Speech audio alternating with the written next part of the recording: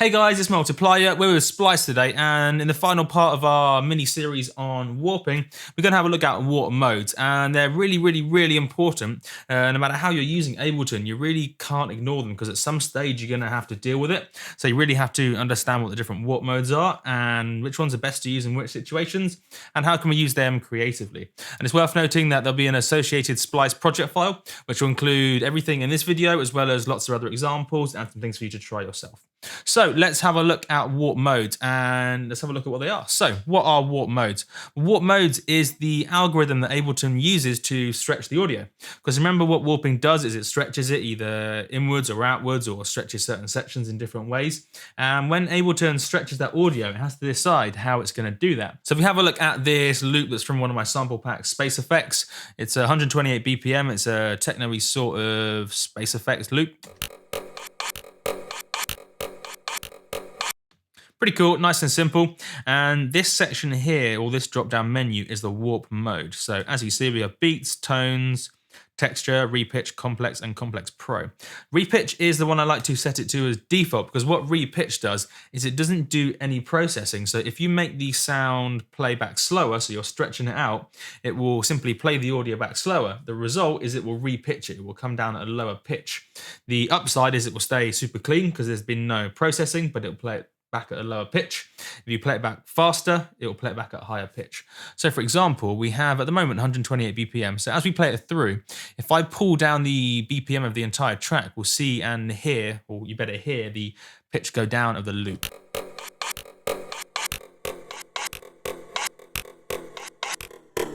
See, it's going down in pitch. So I really think it's worthwhile changing your default in Ableton to repitch. So to do that, we go into the preferences, so do Command, comma. So make sure we're on the record, warp, and launch tab at the side, and then default warp mode, repitch.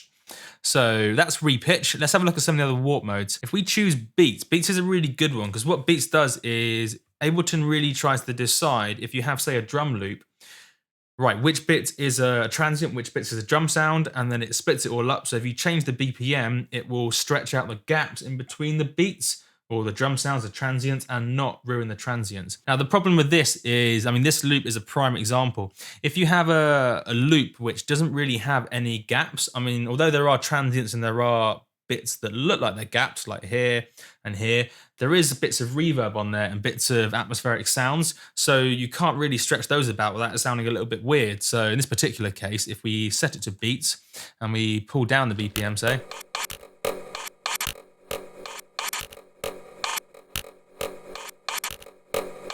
can you hear what's happening? In those reverby gaps between the transients, it's trying to stretch it around, which is giving it this weird pumping sort of effect.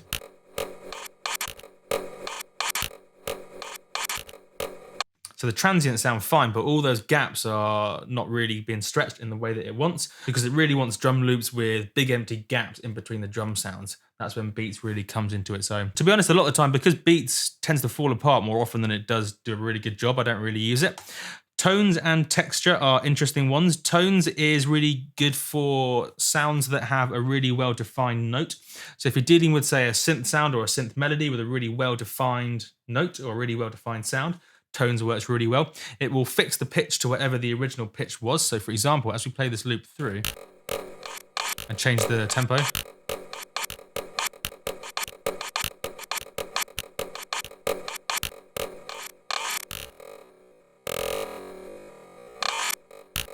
see, it's keeping the pitch exactly the same, but it's having to do some processing, and it's doing that in this granular, grainy way, which gives it this grainy effect, which is pretty cool. If you have a sound which is a little bit more polyphonic or noisy, texture works a little bit better. And I personally find, although texture is strictly speaking designed for polyphonic or noisy sounds, almost always I prefer texture over tones, just because it has a nicer character to it. The actual algorithm behind it has a little bit more bite, a little bit more. So it's got really nice sound, especially for my style of music. I'm a big fan of texture, which has got really nice sound. So especially with transient-y sounds like this, you can get really creative if you slow it down.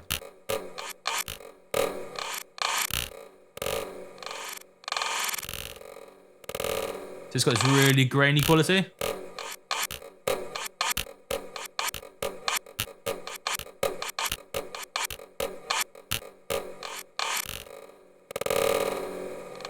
And then what you can really do if you want to take it to the next level in terms of creativity, you can actually define what pitch you want it to be. So by default, it will try and retain the same pitch of the original sample. But if you mess about with this transpose knob,